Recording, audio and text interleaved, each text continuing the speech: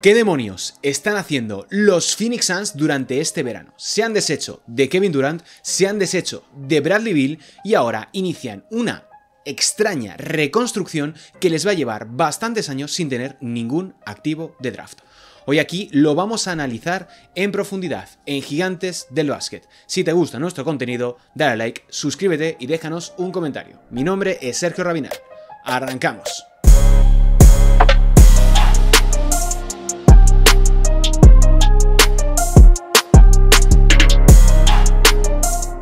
Hola, ¿qué tal? Bienvenidos y bienvenidas un día más aquí a Gigantes del Básquet para hablar un poquito de uno de los equipos más extraños y uno de los conjuntos que están haciendo cosas más difíciles de interpretar y de predecir cuál va a ser su siguiente movimiento, como son los Phoenix Suns, uno de los conjuntos más activos en el mercado durante los últimos años y que durante este verano hemos visto cómo han apretado el botón de reconstrucción, pero una reconstrucción que carece un poquito de sentido porque apenas han recuperado activos en forma de draft y han sido partícipes del mayor traspaso en la historia de la NBA con hasta 7 equipos involucrados. Como decía en la introducción, no van a estar ni Kevin Durant ni Bradley Beal como sus dos grandes nombres junto con Devin Booker esta inminente próxima temporada. Vamos a analizar qué es lo que ha ocurrido, qué es lo que han realizado y hacia dónde pueden ir un poco los tiros durante los próximos años.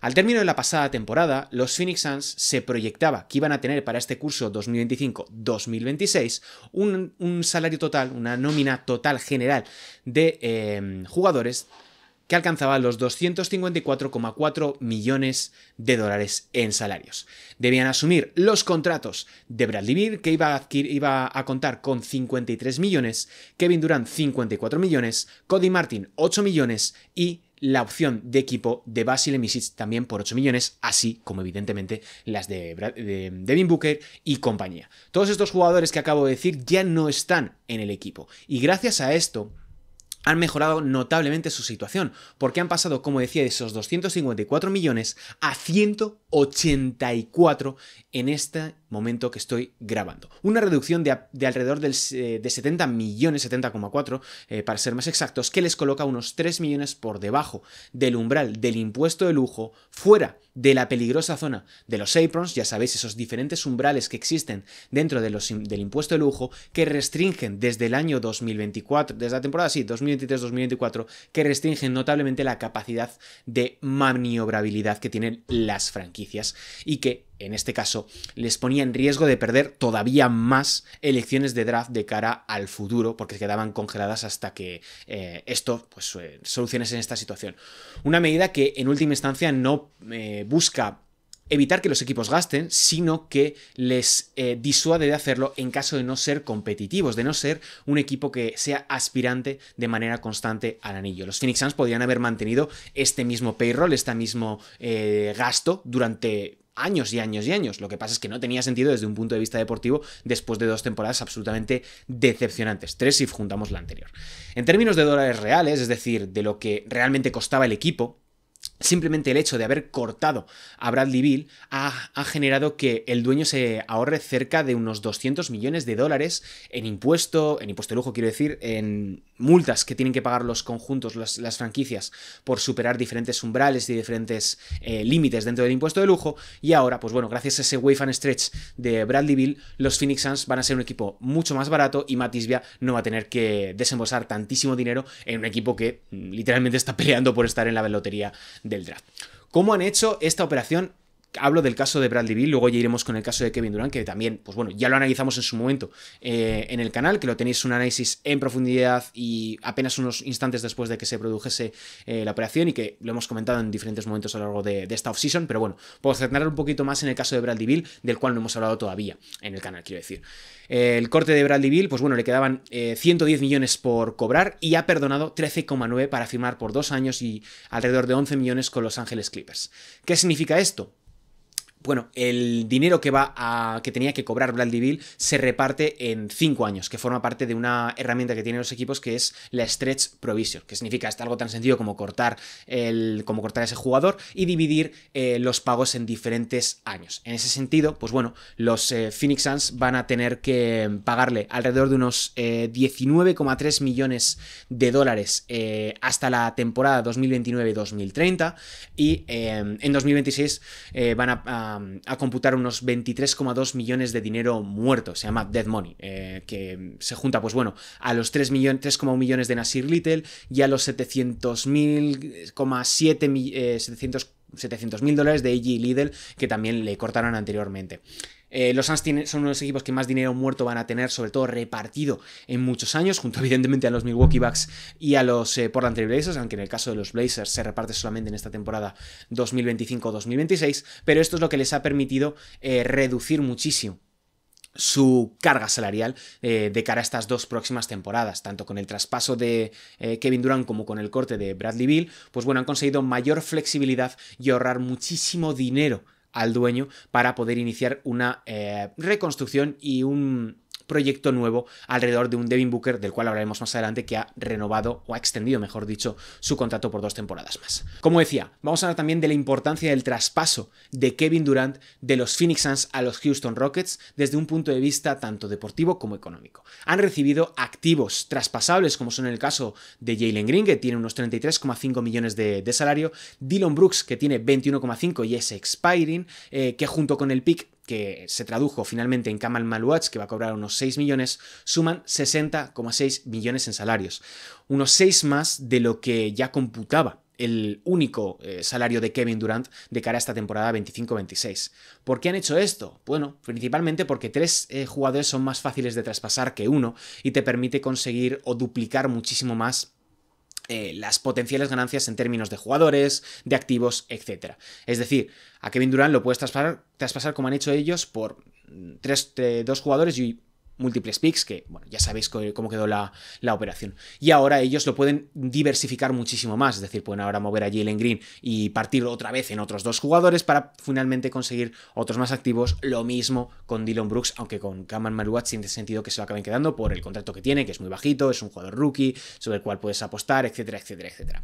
Ese acuerdo gigantesco, como os decía, el mayor en la historia en términos de equipos, ha permitido a los Phoenix Suns salir del segundo apron, bajar del impuesto de lujo y tener una mayor flexibilidad. Como digo, esto es un quilombo, esto es algo muy difícil de comprender y de resumir porque ha habido un montón de operaciones, han recibido también a Mark Williams y van a formar una rotación realmente curiosa donde tienes a Mark Williams, tienes a Nick Richards, tienes al mencionado Kamal Maluach. Bueno, insisto, el traspaso de Kevin Durant es muy, muy, muy difícil de desglosar, es muy difícil de analizar parte por parte, porque además se produjo por fascículos, se produjo desde horas antes del 7º partido de las finales de la NBA, luego se fueron añadiendo equipos durante la noche del draft, en la propia noche del draft hubo un montón de operaciones, bueno, en definitiva, fue muy largo, pero lo importante y lo que nos tenemos que quedar desde la perspectiva de los Phoenix Suns es que han ahorrado una enorme cantidad de dinero, que ahora tienen más activos para poder traspasarlos y para poder seguir moviendo la rueda y que puedan seguir adquiriendo activos, jugadores y dándole un poco de sentido a una plantilla que ahora mismo pues he de decir que no la tiene en absoluto.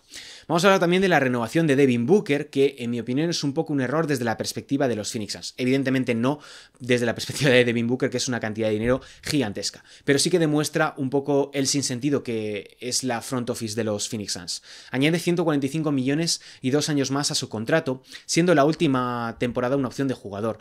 Esto le resta poder de decisión respecto del futuro de su gran jugador a los Phoenix Suns y se lo da evidentemente a la estrella. Os leo un poco el desglose de salarios porque previamente Devin Booker ya había renovado anteriormente en el momento en el que tuvo la opción de extender su contrato.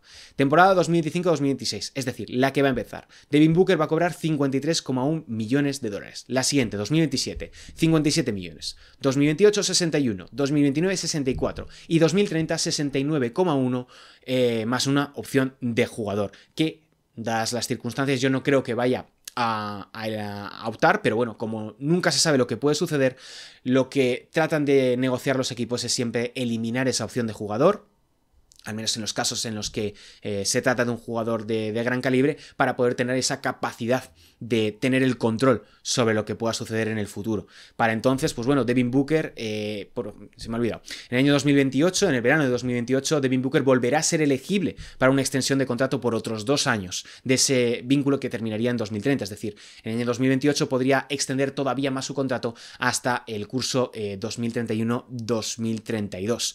Y bueno, en caso de que esto no sucediese, Devin Booker podría salir al mercado bien en el verano de 2029 o bien en el verano de 2030, con 33 o bien con 32 años de edad, es decir, en un momento muy óptimo de su trayectoria. Es una apuesta muy clara, evidentemente, por un jugador, un Devin Booker que ha demostrado que quiere quedarse en los Phoenix Suns, pero que ya sabemos que esto no es garantía de nada. Si el equipo decide moverte o si el jugador en algún momento decide, oye, mira, yo me quiero pirar, no veo que esto tenga sentido desde el punto de vista individual de mi carrera, no quiero continuar mi carrera en esta franquicia porque no voy a conseguir alcanzar mis objetivos personales. No sabemos si Devin Booker quiere ser ese perfil de One Man Club, pero sí que es cierto que mantenerse durante tanto tiempo en una franquicia que no va a ser competitiva en el lapso de 3 o 4 años, porque por mucho que muevan a Dillon Brooks, por mucho que muevan a Jalen Green, o por mucho que ambos sean capaces de rendir a un gran nivel, tienen su techo bastante limitado, porque es un conjunto con piezas repetidas, con piezas que no sé si terminan de casar, y que tienen líneas temporales muy diferentes. Tienes jugadores rookies o jugadores muy jóvenes, con otros que están buscando reivindicarse, tipo Jalen Green, con otros que no sabemos muy bien hacia dónde van, por el hecho de lesiones, rendimiento, y otros que, bueno, tienen la cara de salir traspasados, Royce O'Neal, Grayson Allen, etcétera, etcétera, etcétera. Bueno, Devin Booker cumplirá 29 años en el próximo mes de octubre, está entrando en sus mejores cursos y yo no sé si realmente él puede estar muy interesado en una reconstrucción. Es que este señor se comió 241 derrotas en sus primeras 4 temporadas. Es una media de 60 derrotas por temporada. Es mucho. Y lo que se viene probablemente sea otra temporada de 60 derrotas, salvo que se convierta en un firme candidato al MVP, que yo ahora mismo tengo dudas respecto de lo que hemos visto. Y aun con esa hipotética versión brillante de Devin Booker, para mí me genera muchísima incertidumbre. Bien, activos a mover que tienen los Phoenix Suns a futuro. Como os decía, Jalen Green, 33,5 millones, contrato hasta 2028 con una player option de 36 millones y será extendible el próximo verano.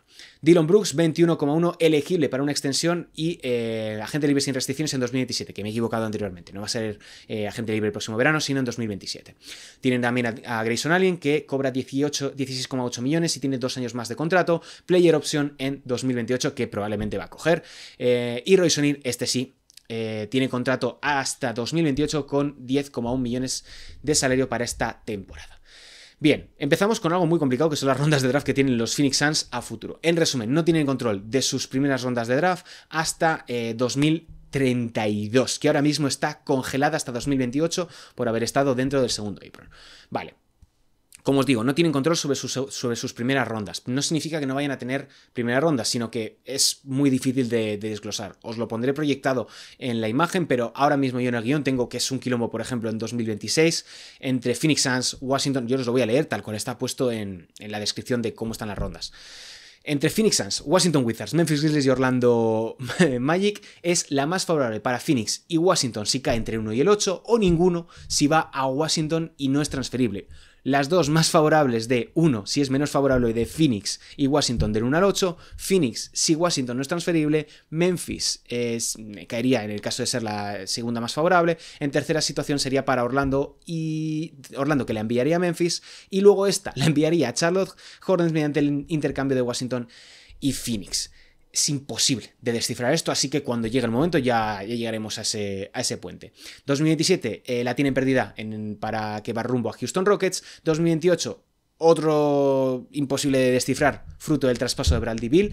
2029 las dos más favorables de Phoenix, Dallas y Houston. 2030 la menos favorable de Phoenix, Washington y Memphis. 2031 la tienen perdida, que va con destino a Utah, y así como os digo, 2032 está ahora mismo congelada hasta 2028. Esto es imposible de descifrar. Pero el resumen es que no tienen primeras rondas y que esas primeras rondas están sumamente condicionadas. Así que cuando llegue el mes de mayo de 2026 ya hablaremos de temas de rondas. Ahora mismo lo importante y con lo que os tenéis que quedar es que no tienen control sobre su futuro a nivel de rondas. Lo que significa que tienen que ser muy inteligentes y saber muy bien mover sus activos para poder recuperarlas. Van a tener segundas, van a tener primeras de futuros intercambios y de operaciones de lo que han conseguido con Kevin Durant, pero bueno, eso forma parte del futuro. El resumen de todo esto es que los Phoenix Suns ahora mismo son una nave a la deriva, que no tiene sentido ahora mismo lo que están haciendo, es decir, tiene sentido desde el punto de vista de, vale, queremos reconstruir, pero la manera en la que lo están haciendo no es muy coherente, fundamentalmente porque han renovado a Devin Booker por una cantidad de dinero ingente, tienen a jugadores que no terminan de casar desde un punto de vista deportivo, desde un punto de vista de línea temporal y desde un punto de vista de rendimiento y económico veremos cómo acaba traduciéndose eso. Pero bueno, los Phoenix Suns van a ser un equipo menos caro que en los cursos anteriores, van a estar en una situación mejor, por ejemplo, que otros como los Toronto Raptors, que están obligados a competir desde el primer día dada su situación económica. Pero en una conferencia oeste donde se espera que el nivel medio sea altísimo, vamos a verles probablemente ocupar las últimas posiciones de la clasificación.